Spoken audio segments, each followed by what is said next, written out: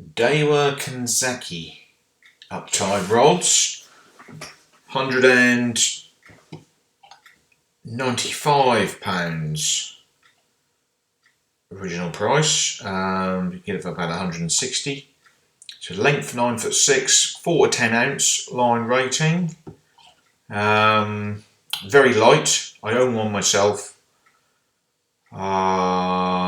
It's got Fuji rings. It's got a Fuji reel seat, Fuji butt cap, EVA foam, fore and rear grips, V jointed, and incredibly powerful carbon blank. Yeah, one thing I do notice about it is very light.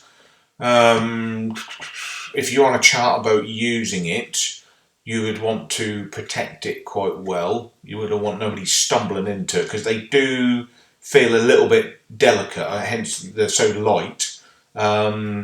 So they couldn't take an impact too well. As where years ago, the Daiwa rods, you could chuck them on the ground, you could jump up and down on them, and they wouldn't break. They'd be fine. But nowadays, they're very sort of hollow. I would just be mindful that you do have to really take care of it.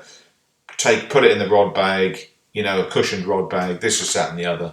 Just got to be mindful. But there's still, the whippings are on, the rings are on really, really good. Everything's solid, but I'm just saying, I don't think they'll be very good at it with an impact of any kind. So just bear that in mind. But yeah, very light and yeah, good casting. No problems at all. That's one of the modern day good ones, I would say personally. Right, the Shakespeare Salt XT, 9'6" again, 5 to 10 ounce. So yes, it can hold a lead in a strong tide. £99. Yeah, I mean everything's gone up, you know, in the past few years quite a bit. For me, it's a rod to really sort of get you out there doing it. It'll last you for years. They are quite robust. The rings aren't as good as the Daiwa Kenzaki. The whole rod isn't nowhere near as good as that, reflection in the price. So it does a job. Shakespeare been around for ages.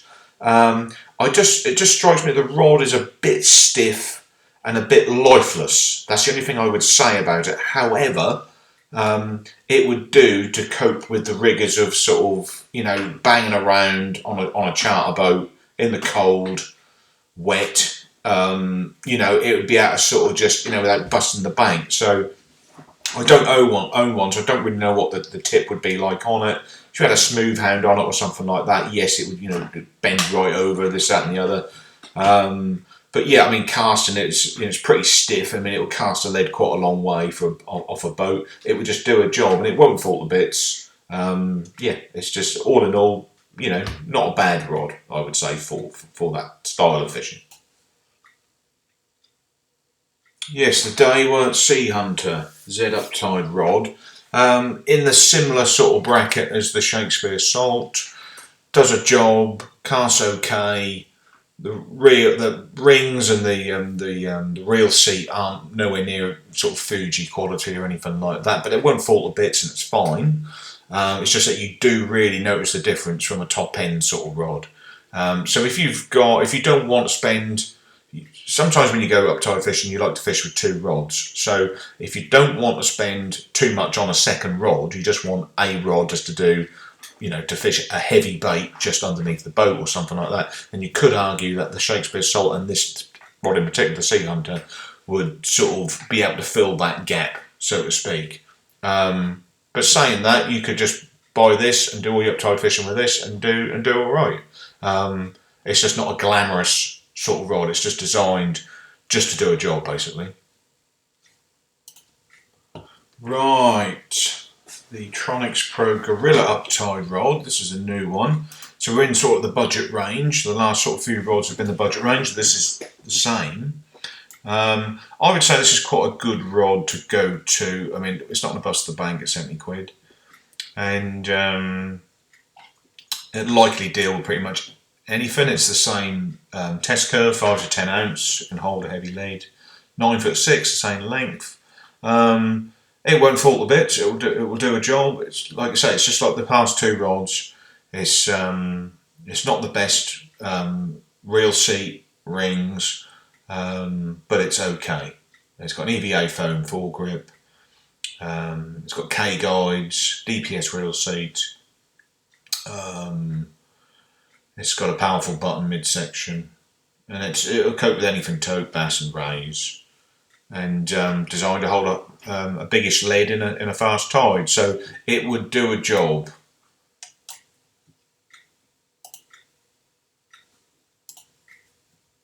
Okay, so the Daiwa Saltist Uptide rod. This one is the most expensive out of a lot of them. So let's go and see what the difference is. Why is it more expensive? So it's the same length, 9'6", it's 410 ounce. Let's see what we've got here. It's got a tippy action, so you could argue it's going to be more fun to fish with. It's got plenty of carbon in it, superior carbon technology. So yeah, I mean it's got a good. It's, you know, they're saying it's got a good feel and responsiveness. So if you do a lot of uptiding, it's nice to have a good rod. It's quite expensive, at £240, and yeah, so yeah, it strikes me as quite a good rod. I mean, without actually owning the thing and actually having to go with it, you don't really know what it's like. But generally, you know, if you're paying more money, you're going to get a lot better rod. Just depends on how much you go. Yeah, so there you go. You've got the full range there of different rods, and yeah, good luck with your uptiding.